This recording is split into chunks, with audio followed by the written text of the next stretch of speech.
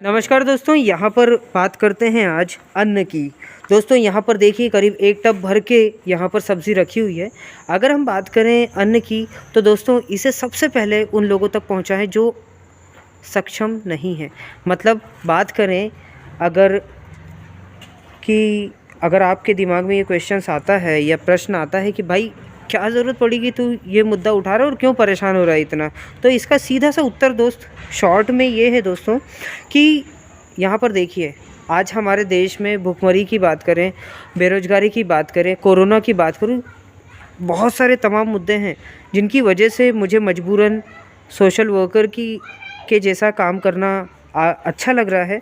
क्योंकि दोस्तों ये अन्न है, अगर हम इसे उन लोगों तक पहुंचाते हैं जो ज़रूरतमंद हैं तो दोस्तों बहुत कुछ होगा यार। मैं अभी जो है करीब 20 से 30 लीटर अभी बांट चुका हूँ यही खाना। 30 लीटर मतलब कि 30 जग अभी, और ये जो पूरा टब है ये पूरा बांटूंगा। अब ये कितना समय लगता है मुझे नहीं पता, हो सकता है इसके लिए 6 भी घंटे लगें, 8 घंटे भी लगे और हो सकता है पूरी रात लगे, पर दोस्त मैं इसे सही जगह पहुँचाऊँगा। अब बात करें मुझे ज़रूरत क्या पड़ी, तो दोस्तों यहाँ पर देखिए अभी फ़िलहाल अगर हम बात करें ये जो खाना है ये सोयाबीन रिफाइंड ऑयल से बना हुआ है। एक पीपे की बात करें, एक कुप्पे की बात करें तो वो करीब 2000 से 2100 रुपये का पड़ता है। मतलब कि इसमें 40 लीटर अगर 30 लीटर लगा है तो 4000 का तो ये हो गया। अगर बात करें इसमें आलू की तो कम से कम इसमें 25 से 30 किलो आलू लगे हैं, वो करीब होगा 500 रुपये। मतलब कितना हो गया 4000, तो ये 4700 के समथिंग, ठीक है। फिर उसके बाद आगे बात करें तो इसमें जो मसाला लगा है वो नहीं कम से कम तो 700 से 800 रुपये का लगा है। इस प्रकार से जरा इसको बंद करना, हाँ, बंद करना में सब्जी 2 मिनट तुम्हारा काम कर लो, उधर तुम्हारा चेहरा नहीं आएगा। हाँ, हेलो। तो ये जो बात करें ये मसाला हो गया। अब इसी प्रकार से मैं ये बोलना चाह रहा हूँ सिर्फ कि आप लोग इसे सही व्यक्ति तक पहुँचाएँ। कुल मिला के ये 8 से 10 हज़ार रुपये की सब्ज़ी है, लेकिन अगर हम इसे ऐसे ही कहीं पर उड़ेल देते हैं या सही व्यक्ति तक नहीं पहुँचाते हैं तो हम लोग तकलीफ़ में ही आएंगे। आप यहाँ पर सिर्फ मैं ये बोलना चाहूँगा दोस्तों कि हम लोग इस अन्न के लिए थोड़ा सा सोचें, अपनी जो संकीर्ण मानसिकता है उस पर काम करें। हम अगर अपनी मानसिकता को नहीं बदलते हैं तो हम लोग तकलीफ़ में आएंगे। मतलब हम लोग बस खुद को पढ़ा लिखा बोलेंगे, लेकिन हम लोग समझ कितनी रखते हैं ये तो हमारी बात से, हमारे जो तरीके हैं, हमारे तौर तरीके, हमारी सोचने की क्षमता, हमारी चिंतनशीलता उस पर निर्भर करता है।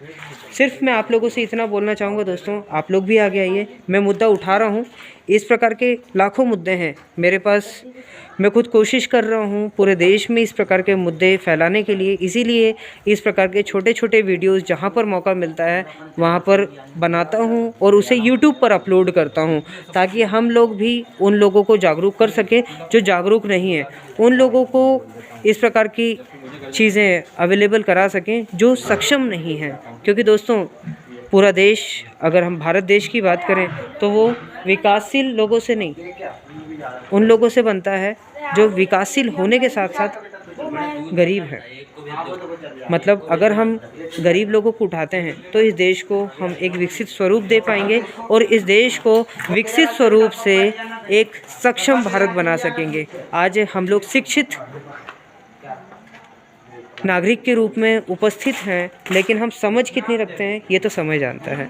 मैं चाहता हूं दोस्तों कि आप लोग भी आगे आएँ। ये खुला ज़रूर दिख रहा है, लेकिन इसे ढकने की भी हमारे पास व्यवस्था, ढाका भी था पहले, लेकिन अभी सिर्फ इसलिए क्योंकि मैं वीडियो बना रहा हूँ।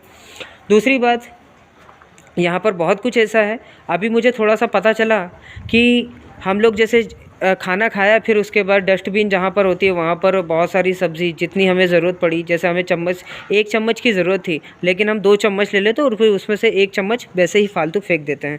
कहने का मतलब ये है दोस्तों, आप लोगों से दरख्वास्त है कि जहाँ पर जितने भोज्य पदार्थ की आपको आवश्यकता है आप उतना ही भोज्य पदार्थ लें और उसे जो है आप यूज़ करें और सही ढंग से खाएं। ये नहीं कि हमने आधा खाया और आधा फैलाया, वो काम नहीं करना है।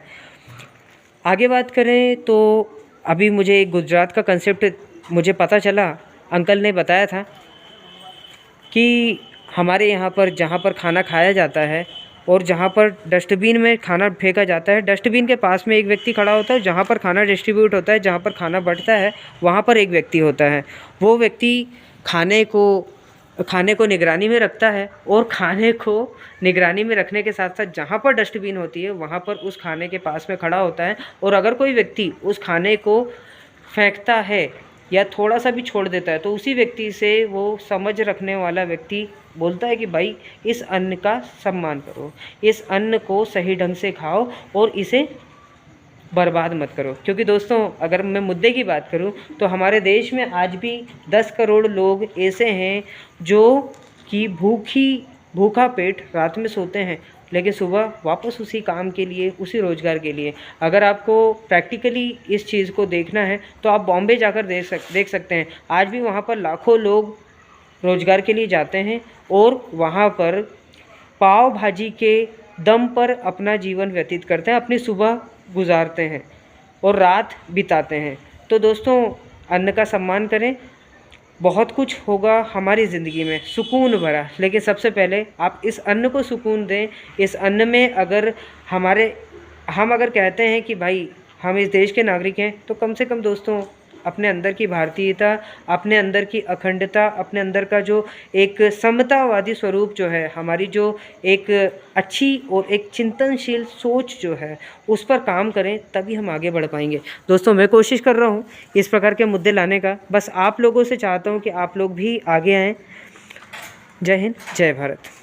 अगर आपको लगता है कि हाँ आप मुझे सजेशन देना चाहते हैं या दे सकते हैं, तो दोस्तों आप मेरा व्हाट्सएप नंबर नोट कर सकते हैं 8085839565। इसी प्रकार से हिंदी में बात करें तो 8085839565।